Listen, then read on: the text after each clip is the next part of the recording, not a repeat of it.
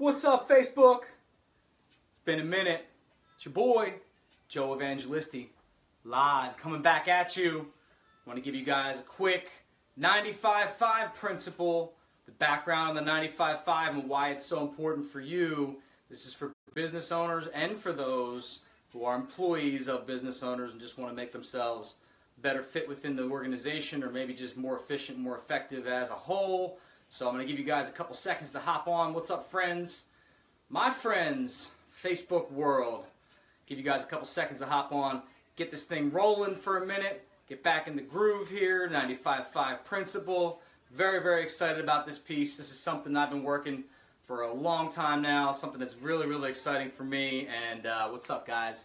See who's on here. What's up, Dave? What's going on? And something I'm super stoked about. You guys, I've been working with the 95-5 principle here for years now. 95-5 is something I practice every day, and something I want to hopefully help you guys learn, help you guys get into, help you guys start to emulate, help you guys take from, and hopefully gain from. So this is something that's really exciting, and if you watch my stuff and you like the stuff, make sure you share it with your friends right now. Make sure you get them to hop on and jump on here so we can get going. And get going on the whiteboard here for a second. Hopefully you guys can see the whiteboard. Let's see, maybe we got to adjust it down a little bit here so you can see the whiteboard. Try to get the tripod action going here. What's up? All right, cool. All right, so 95-5, guys. 95-5 is simply the process of spending the vast majority of your time, right? I don't want to oversimplify things here. Don't be jumping off after I give you the answer, right? Because I'm going to get a little bit deeper. I'm going to give you the tricks of how you do this, right? But 95-5 is simply the idea of spending the vast majority. And this is very much for business owners. A lot of business owners find themselves in the hamster wheel, right? You find yourself not being able to spend your time on high-gain activities. Now, high-gain activities are what? Those things that actually help you create money, that actually help you create more revenue, more ability to focus on hiring, more ability to focus on gaining, more ability to focus on expanding, more ability to focus on scale, all those great things that we love, all those buzzwords that we talk about in business, right? So how do we get that as a business owner? Well, you can spend your time in the mouse wheel. You can go out there and you can create fires so that you can be a firefighter and find yourself years from now wondering why, scratching your head saying, man, I don't understand. I don't make any more revenue now than I did 10 years ago when I started my business, or I've been consistent and I've never been able to see it grow. Or you can focus on making sure that you see consistent increase in business, and you can focus on those high gain activities. What's up? Dollar productive. Yeah, there you go. Vincent, what's up, man? How are you? Scott, what's up? Sorry, guys, I got to lean in. I can't see because I'm back here too far. Anyway, high gain activities, right? So how do we practice the 95-5? Well, it's very simple. We find ourselves in a focused zone so we're able to spend more time on the 95-5. And first of all, it comes from understanding what is 95 and what is 5, right? So if you're a business owner, think of it as a pie chart, right? You got 5% of your time to focus on maybe not high gain activities, right? 95% of the time, what you should be focused on in a business owner are increased revenue, profitability, increased sales, right? All these things that are going to your bottom line of your business, right? Training your people, getting them better educated, getting them motivated. If you are a business owner who's built a sales team, which I hope you are, sales is the lifeblood of all businesses across the country. I don't care where you're at. You need sales in order to be successful, right? So you should be spending 95% of your time trying to increase revenue, trying to find ways to cut out time to educate your people and increase revenue. So that's all this time in here should be your 95-5. The challenge that a lot of business owners have is they find time getting sucked into, again, the hamster wheel of admin activity, email activity, checking email, responding to email. Oh, I got to go to a lunch break. I got to find myself getting sucked into different conversations, phone calls, returning voicemails, returning emails, right? The things that next thing you know, you wake up and it's 4:30 in the afternoon and you didn't accomplish anything, right?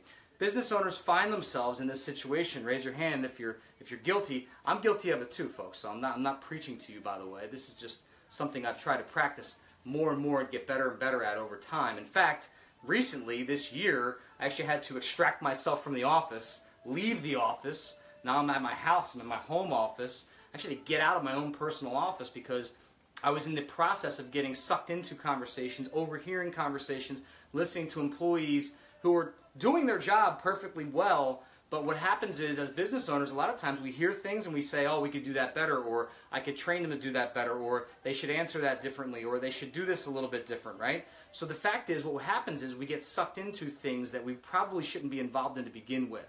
So removing ourselves from the situation a lot of times makes it easier for us, right? So that's one challenge, is are we involved too much in the day-to-day? Are we involved too much in the action where we can't get involved, right? So, or we can't get ourselves removed, right? So schedule is one big piece of it, right? Where you're scheduled, how you're scheduled, and what part of it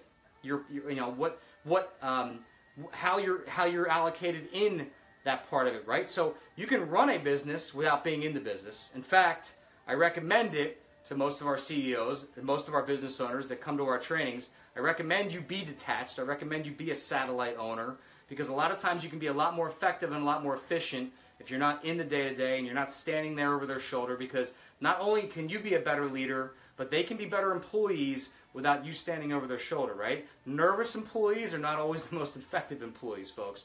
But I'll get back on the sidebar here for a second. So 95% of the time, where do we want to be concentrated?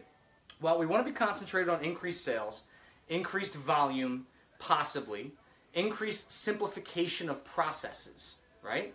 Sometimes we're just messy. Sometimes our business processes are just messy. So as a visionary, as a CEO, we should be constantly thinking about, okay, my team produced X million or X 100,000 or X volume, whatever it is they produced.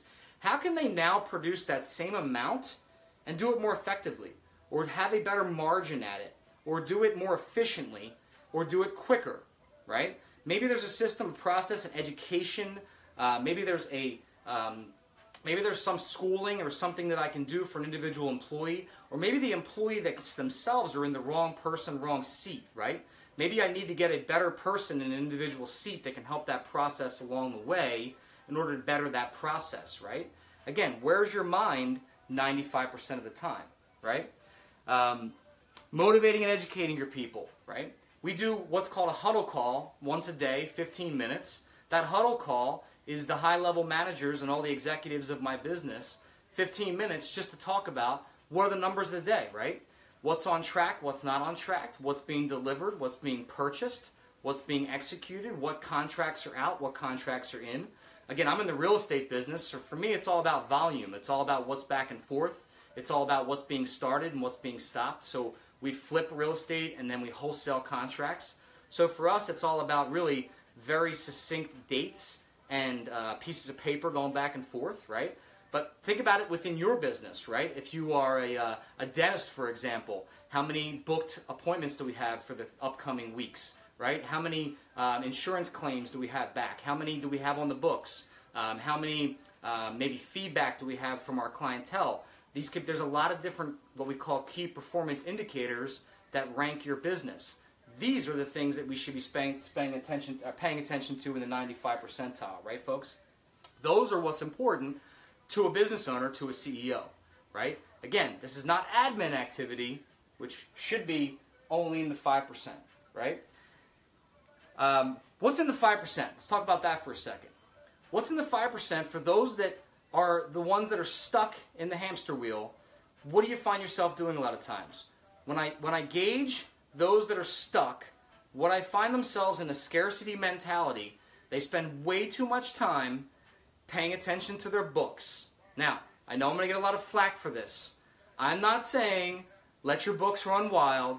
I'm not saying don't pay attention to your checkbook ever. I'm not saying just spend your money haphazardly.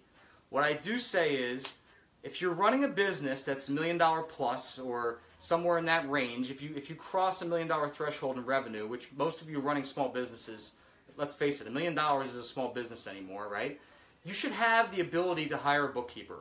You need someone at least part-time to run your books. They should be able to pay all your bills, pay all your checks, run it through QuickBooks, and then send you a report that you review once a week. If you're a business owner, you should be working 40, 50, 60 hours a week.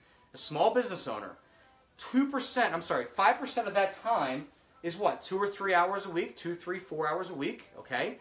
That should give you more than enough time to spend 15 minutes a week checking through the QuickBooks report to see accounts payable and accounts receivable, make sure everything's copacetic, and move on, right?